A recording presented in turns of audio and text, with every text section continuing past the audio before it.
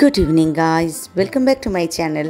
আবার একটা চিনি ব্লগ নিয়ে আমি তোমাদের সামনে চলে এসেছি। আজ 14ই জুলাই, রবিবার। প্রভু জগন্নাথের কথা তোমাদের শোনাচ্ছি। আজ যার কথা তোমাদেরকে শোনাবো, ভারী অদ্ভুত কথা। আমার জানার পর মনটা সত্যিই একটা অদ্ভুত আনন্দে ভরে গেছিল। জগবন্ধু সে গোসাই, তোমা শ্রীচরণ বিনু অন্য নাহি গতি, 750 কোষ দীঘা দিশু নাহি, মোহ জিহ্বা ব্যথা নন্দী ঘোষ থিবারোহী। মানে এক ভক্ত তার প্রভুর কাছে বলেছিলেন, জগবন্ধু, হে প্রভু আমার, এই জগতের সকলের বন্ধু, তোমার সুন্দর মঙ্গলময় চরণে আশ্রয় চাওয়া ছাড়া আর আমার কোথাও যাবার জায়গা নেই। 1500 মাইল অনেক দূর আমার যাওয়ার দূরত্ব। যতক্ষণ না আমি সেখানে পৌঁছাই, ততক্ষণ তোমার নন্দী ঘোষ যেন সেখানেই থেকে যায়। এ এক ভক্তের ভগবানের কাছে আর্জি, এ এক কবির তার কাব্য সৃষ্টির মাধ্যমে প্রভুর কাছে আর্জি। গল্প কথা তো তোমাদেরকে শোনাবো, তার আগে জগন্নাথ দেবের রথের কথা বলি। প্রতি বছর ভক্তি দিয়ে গড়া এই নতুন রথে জগন্নাথ দেব ওঠেন। তাঁর এই রথে ওঠা হচ্ছে জাতি ধর্ম বর্ণ নির্বিশেষে প্রভু সকলের সামনে আসেন। ওই যে একটা কথা প্রতিবার বলি না, ভক্তিভাবে ডাকলে আমি চণ্ডালেরও হই, অভক্তিতে ডাকলে আমি ব্রাহ্মণেরও নই। প্রভু এ কথার মান্যি দেন। ভগবানের রথের যে দড়ি, সেটা বাসুকি মনে করা হয়, তাই জন্য রথের দড়ি ধরলে মনে করা হয় খুব পুণ্যি হয়। আর জগন্নাথ দেবের এই রথে যে 3টি রথ বের হয়, বলরামের রথে 14টি, জগন্নাথ দেবের রথে 16টি, আর মা সুভদ্রার রথে 12টি চাকা থাকে। মনে করা হয় পুরীর রথ যখন চলে, রাস্তায় চাকার 3টি দাগ পড়ে, তা হলো গঙ্গা, যমুনা, সরস্বতী। যারা বয়সের কারণে বা কোনো কারণে রথের দড়ি ধরতে পারেন না, তারা যদি এই চাকার দাগের ধূলি গ্রহণ করেন, তাহলে গঙ্গা, যমুনা, সরস্বতীতে অবগাহনের ফল লাভ করেন। জগন্নাথ দেবের রথের নাম নন্দী ঘোষ বা কপিধ্বজ। রথের 16টি চাকা, রথের রং হলুদ।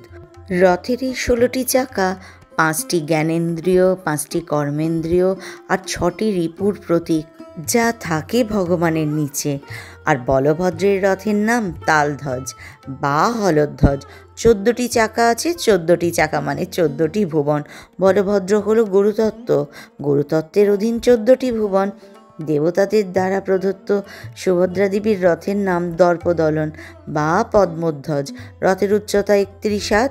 এই রথে 12টি চাকা আছে। এর অর্থ ভজনের সময় 12 মাস প্রতিদিন ভক্তি ইঙ্গ যাচন করতে হবে।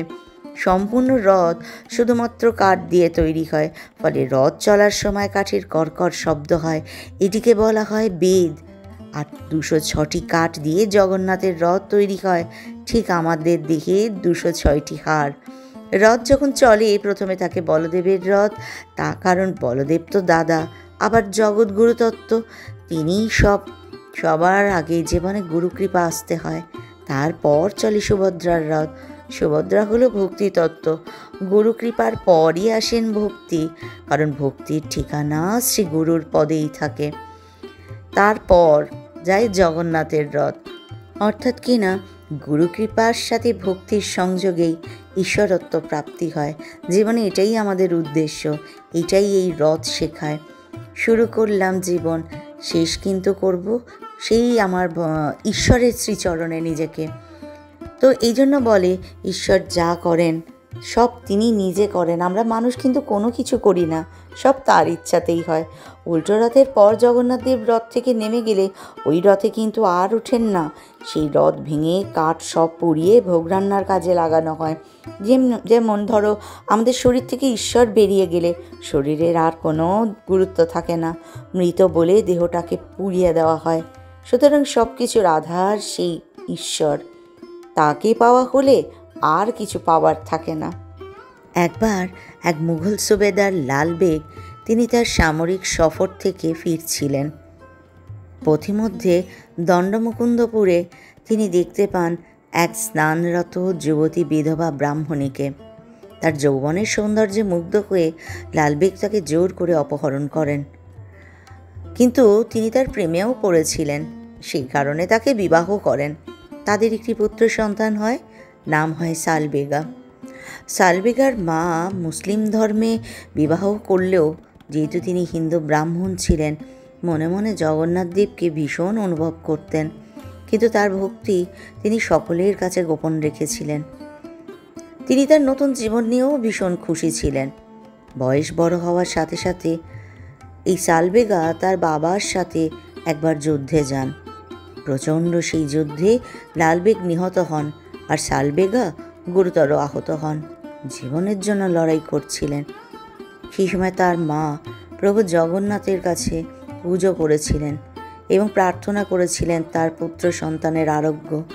অলৌকিকভাবে সালবেগা সুস্থ হয়ে গেছিল এবং এই ঘটনায় তাকে প্রভু জগন্নাথের ভক্ত করে তুলেছিল।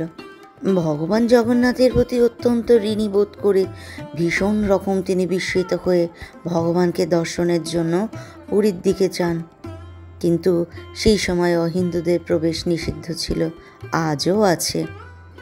যেহেতু অহিন্দু প্রবেশ সেখানে নিষিদ্ধ, তাই পুরোহিতেরা সালবেগাকে মন্দিরে প্রবেশ করতে দেননি। সালবেগা তাদের প্রতি কোনো লড়াই করেননি, কোনো বিরোধিতা করেননি, বরঞ্চ তিনি একজন ভক্তে রূপান্তরিত হয়েছিলেন ধৈর্য ধরে, পরীক্ষা দেওয়ার মাধ্যমে। তিনি জানতেন বছরে একবার প্রভু জগন্নাথ, বলরাম, সুভদ্রা তিনজনেই মন্দির থেকে বার হয়ে আসেন এবং রথে আসীন হন। তারপর গুন্ডিচা মন্দিরের দিকে রওনা দেন। 9 দিন ধরে অবস্থান করেন, তারপর শ্রীমন্দিরে পুনরায় ফিরে যান।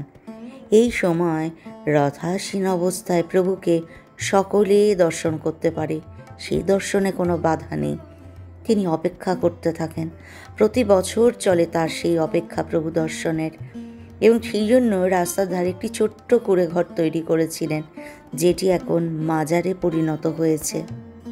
বছরের বাকি সময় তিনি বিভিন্ন ধর্মীয় স্থানগুলোতে দর্শনের উদ্দেশ্যে বেরোতেন।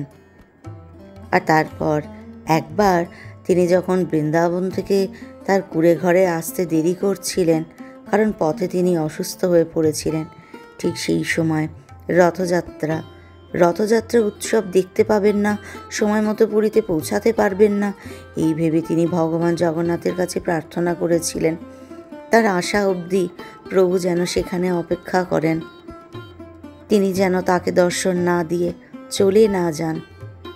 তার এত আকুল প্রার্থনা ছিল যে প্রভু তাকে স্বপ্নে প্রতিশ্রুতি দিয়েছিলেন তিনি তার জন্য অপেক্ষা করবেন। ভগবান জগন্নাথের রথ যখন সালবেগার কুঁড়ে ঘরের কাছে পৌঁছেছিল, তখন সেটিকে কেউ 1 ইঞ্চি নড়াতে পারেনি। কত মানুষ, হাতি সকলে মিলে চেষ্টা করেছে, কিন্তু চাকাগুলো দীর্ঘ 7 দিন পর্যন্ত সেই জায়গায় ভগবান আটকে রেখেছিলেন তার ভক্তের জন্য।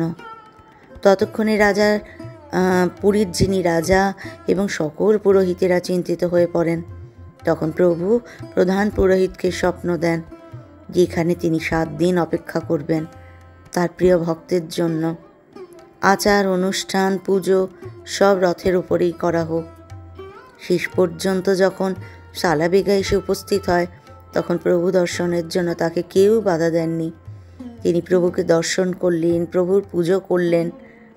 যদিও কবিকে মন্দিরের মধ্যে প্রবেশ নিষিদ্ধ করা হয়েছিল, কিন্তু আভ্যন্তরীণ যে প্রাঙ্গণ বা গর্ভগৃহ সম্পর্কে তার বর্ণনাগুলি ওড়িশার ভক্তিমূলক সাহিত্যের মধ্যে সবচেয়ে বিশদ এবং নির্ভুল। তাঁর আহি নীলশৈলা গানটি সম্ভবত বেদ পরিক্রমার সেরা বর্ণনা বা জগন্নাথ মন্দিরের নির্ধারিত প্রদক্ষিণ। তার রচিত বই ইয়ামিন তিনি সারা জীবনে একই জায়গায় থাকার সময় ভজন রচনা করেছিলেন। এমন ভক্তি ছিল তার যে তার লেখা ভক্তিমূলক গানগুলি আজ পর্যন্ত গর্ভগৃহে সকালের প্রার্থনা হিসেবে গাওয়া হয়। বিখ্যাত হচ্ছে তার মধ্যে আহে নীলশৈলা। এভাবে তাকে উপাধি দেওয়া হয় ভক্ত কবি সালবেগা। তার মৃত্যুর পর তার নশ্বর দেহ তার প্রভুর সাথে মিশে গেল। আর এই মাজার বা সমাধি হলো ভগবান জগন্নাথের সর্বশ্রেষ্ঠ ভক্ত সালবেগার সমাধি। তার মৃত্যুর পর সালবেগাকে এখানে সমাধি দেওয়া হয়। ওড়িশার ভক্ত কবিদের মধ্যে একটা স্থায়ী অবস্থান আছে সারাবিগার। ভগবান জগন্নাথের জন্য তিনি তার জীবন উৎসর্গ করেছিলেন। আমরা যেন নিজেরাই নিজেদের মধ্যে জাতি, ধর্ম, বর্ণ এত কিছু নিয়ে লড়ালড়ি করি। ভগবান তো সকলের পিতা, তাই না? তার কাছে কোনো উঁচ নীচ, জাতিভেদ কোনো কিচ্ছু নেই। তিনি সকলের। ভক্তের আকুল প্রার্থনায় ভগবান মন্দির থেকে নেমে চলে আসেন। তার এখানে তো তিনি ভগবান জগন্নাথ, জগতের নাথ। লাখো ভক্তের জন্য মন্দিরের গর্ভগৃহ থেকে বেরিয়ে রথাসীন হন, যাতে ভক্তের আবেগ তিনি দেখতে পান, ভক্তের প্রার্থনা তিনি শুনতে পান, ভক্তের সকল সুখ দুঃখের সাথী হতে পারেন। এত জীবন্ত ঈশ্বর আর কোথায় আছে? তাই জগন্নাথ দেব আমার কাছে জীবন্ত ঈশ্বর। তার শ্রীচরণে কোটি কোটি নমন জানিয়ে আজকের ব্লগ এখানেই শেষ করি। কেমন লাগছে ব্লগগুলো কমেন্ট বক্সে কমেন্ট করতে কেউ ভুলে না কিন্তু।